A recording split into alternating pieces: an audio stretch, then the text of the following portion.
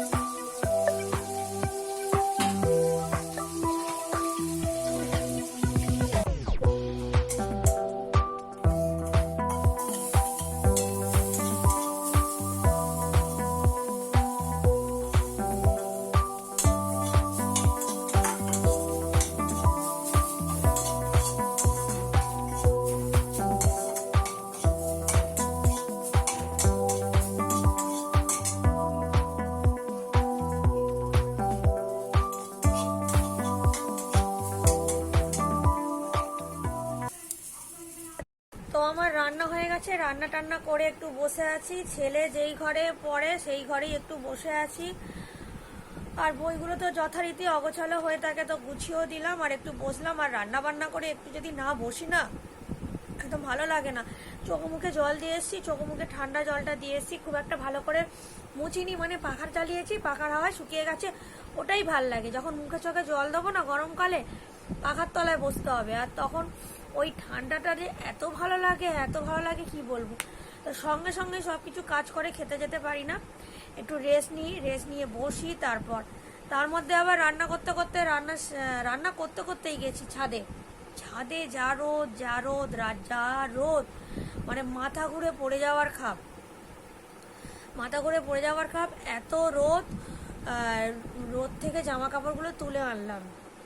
আজকে অনেকগুলো কাজ হয়ে গেছে। আবার সকালবেলা, ওই জন্য আমি ব্লগ শুরু করতে পারিনি। আজকে সকালবেলা গেছি ব্রেকফাস্ট করে গেছি দোকানে গেছি।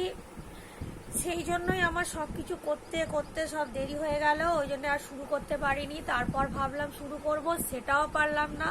তারপরে একটু রান্না এগিয়ে স্নান করতে গেলাম, তারপরে এসে শুরু করলাম। কিছুটা রান্না এগিয়ে দিয়ে গেছিলাম, নাহলে প্রচণ্ড দেরি হয়ে যেত। এখনই বাজে প্রায় 2টো। ছেলে বলছে খেতে দাও, হাজব্যান্ড বলছে খেতে দাও। তো যেহেতু বসেছেন না, আমি না বসে দিতে পারবো না, একটু বসি তারপর দেবো। তো আজকে লাঞ্চ মেনুটা আমি খাবার সময় না দেখিয়ে, মানে খাবো যখন দেখাবো না, আমি একটু খাবার আগে সাজিয়েই দেখিয়ে দেব। তো বললাম তো কি কি হয়েছে, বারবার আর বলছি না। আর লাঞ্চগুলো যখন সাজিয়ে দেব তখন আমি আরেকবার বলে দেব। তো গরমকালে এইভাবে খাওয়া খুবই ভালো, বিশেষ করে এই গরমকালে টকের ডাল বলুন, মানে গরমকালে হচ্ছে টকের ডাল বললাম, টক আর তেতো, মানে এই দুটো খাওয়া খুব উপকার। মানে প্রথম পাতে তেতো আর লাস্ট পাতে একটু টক, এই দুটো যদি এভরিডে মানে রাখেন গরমকালে, তাহলে শরীরটাও ঠান্ডা থাকে। হ্যাঁ, আর টক দই যদি রোজ খাওয়া যায়, আমি তো খেতেই পারি না ঠান্ডার জন্য। হ্যাঁ, টক দই যদি রোজ খাওয়া যায়, রোজই উপকার, টক দই সবসময়তেই উপকার। তো পারফেক্ট একটা গরমের লাঞ্চ মেনু তৈরি করার চেষ্টা করলাম আর কি। তো দেখা যাক, রোজ তো আর এরকম হয় না, কিন্তু আমি যেটা বলছি আর কি, মানে টক আর তেতো জাতীয় জিনিস যে কোনো, সেটা উচ্ছে হতে পারে, নিম পাতা হতে পারে, নিম ঝোল হতে পারে, শুক্তো হতে পারে। আর টক বলতে যে শুধু আমি খেতে হবে তা নয়, তেঁতুলের টক খেতে পারেন। তেঁতুলের নানা রকম প্রিপারেশন হয় টক দিয়ে, নানা রকম মাছের টক, টক, মানে প্রচুর টক হয়। তো টকটা খেতে আমার খুব ভাল লাগে। তবে তার সাথে আমি তো একটু চিনি মেশাবই। তেঁতুলের টক কি বলুন তো, বড্ড টক, অত টক আমি খেতে পারি না। তেঁতুলের টকে আমি ভালোই চিনি মেশাই, মোটামুটি চিনি মেশাই। অনেকে কি আছে তেঁতুলের টকে চিনি মেশায় না, বড্ড টক খায়, অত খেতে পারি না। আর এই টকগুলো খাওয়া খুবই উপকার। তো ঠিক আছে, আমি আবার খেয়ে নিই, নাহলে খুব তাড়া দিচ্ছে ওরা। খেয়ে দিয়ে আবার ফিরে আসছি। এখানে আমি আরেকবার বলে দিচ্ছি কি কি রান্না হচ্ছে নিম বেগুন আর ঝিঙে আলু পোস্ত, আমের চাটনি, আর এদিকে আছে টক দই, আর ওটা হচ্ছে সবজি দিয়ে, মানে আলু, ঝিঙে ডাঁটা আর পেঁপে দিয়ে বাটা মাছের ঝোল। ঠিক আছে, তো খাওয়া দাওয়া হয়ে গেছে। খাওয়া দাওয়া করে একটু রেস্টও নিয়ে নিয়েছি। আর একটু রেস্ট বলতে একটু বসেছিলাম, বসে টিভি দেখছিলাম, তারপরে একটু ফোন টোন দেখছিলাম। ফোন টোন দেখা হয়ে গেছে, হয়ে গিয়ে এখন কিছু টুকটাক কাজ আছে, সেই কাজগুলো করব। আর তারপরে এখনও মানে গাছে জল দিতে অনেক দেরি, কারণ এখনও বাজেনি, এখন সবে 3:45 মতো বাজে। তো যাই হোক, গাছে জল দিতে যাবো সেই 5টার পর। এখন কিচেনে যাব, যে বললাম না তখন এমনি দোকানে গেছিলাম, তো বাজারগুলো করেছি সেগুলো একটু তুলবো। তো আপনাদের একবার দেখাই কি কি বাজার করেছি। দোকানে গেছিলাম, এই যে এখানে আছে আমার, তো দাঁড়ান আমি দেখাচ্ছি। তো এইগুলো আমি আজকে এনেছি, এই চাও এনেছি, আর এনেছি এটা হচ্ছে চায়ের প্যাকেট, আর এটা এনেছি বেসন, আর এটা এনেছি চিনি, আর এটা এনেছি হচ্ছে কর্নফ্লাওয়ার। এইগুলোই এনেছি দোকান থেকে, এগুলো এখন তুলবো। মাথায় কাজ থাকলে তো আমার কোনো রেস্ট নেওয়াই হয় না। তো এগুলাকে তুলি, গোছগাছ করি, আবার একটু রেস্ট নেবো, রেস্ট নিয়ে গাছে জল দিতে যাবো, সেটা পরের কথা। ওগুলাকে গুছিয়ে দিই, কারণ আমি একটু বসেছিলাম, ফোন দেখছিলাম, ভাবলাম না ওই কাজগুলো একটু করে নিই, না করলে আমার রেস্ট নেওয়াটা ঠিক হচ্ছে না। তো করে নিই, তারপর আবার ফিরে আসছি, ঠিক আছে? তো এখন বিকালবেলা বলছি, এখন সন্ধ্যা হয়ে গেছে। সন্ধ্যাবেলা আমি কিচেনে চলে এসেছি। তো কিচেনে করব হচ্ছে, আমি একটা চাউটাকে রেডি করে রেখেছি সেদ্ধ করে, এই যে। তো চাউয়ের একটা স্ন্যাক্স করব, ঠিক আছে? এটা দিয়ে করব। তো এইটা আমি রেডি করে রেখেছি। তো একে একে আমি আর কি কি দেবো সেটা আপনাদের দেখাচ্ছি, ঠিক আছে? সেটা আপনাদের দেখাচ্ছি। তো এখানে চাউমিনের পকোড়া করার জন্য আমি রেডি করছি। চাউমিনের পকোড়া করার জন্য আপনার লাগবে হচ্ছে একটু বেসন লাগবে। তো বেসনটা আমি পরিমাণ মতো, মানে চাউমিন যতটা সেই পরিমাণ মতো নিতে হবে।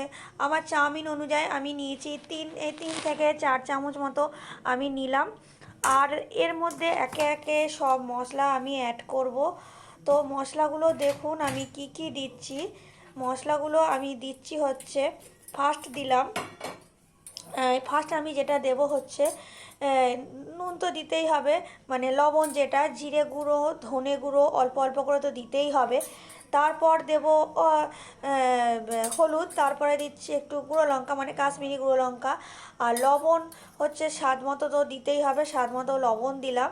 তো এইগুলো দিয়ে একটু মিক্স করতে হবে, মানে ভালো করে চামচ দিয়ে আর কি ওটাকে, মানে একদম ভালো করে আর কি ওটাকে একদম মিক্স করতে হবে। তো দেখুন আমি সেটাই করছি, মিক্সটা করে নিচ্ছি।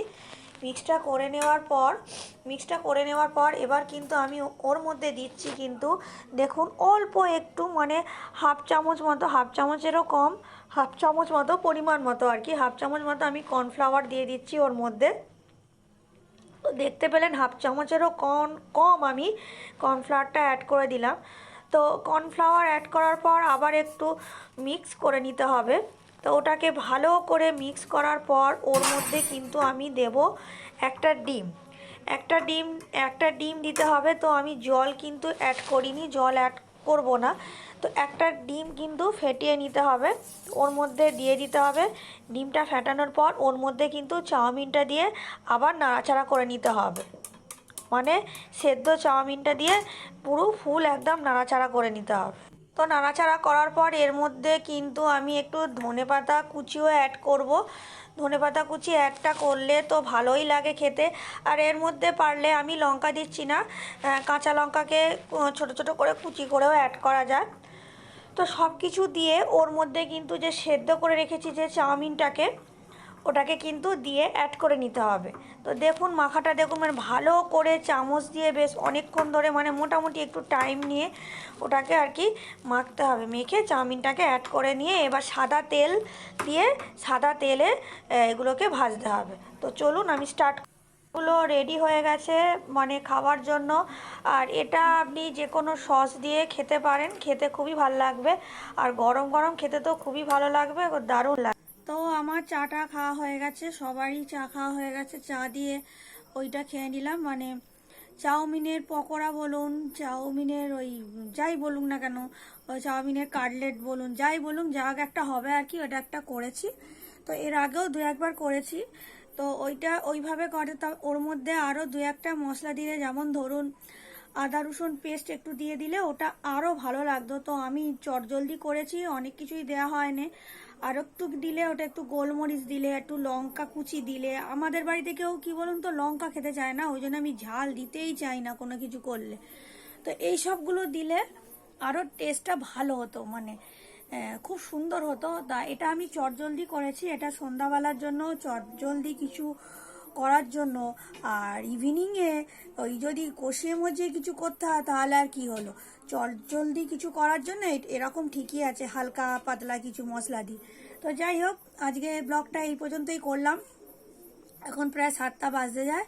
ঠিক আছে, কালকে আমি একটা নতুন আবার ব্লগ নিয়ে আসবো আপনাদের জন্য। ততক্ষণের জন্য আপনারা খুব ভালো থাকবেন, আমিও খুব ভালো থাকবো। ততক্ষণের জন্য আপনাদের সবাইকে good bye and see you again, tata.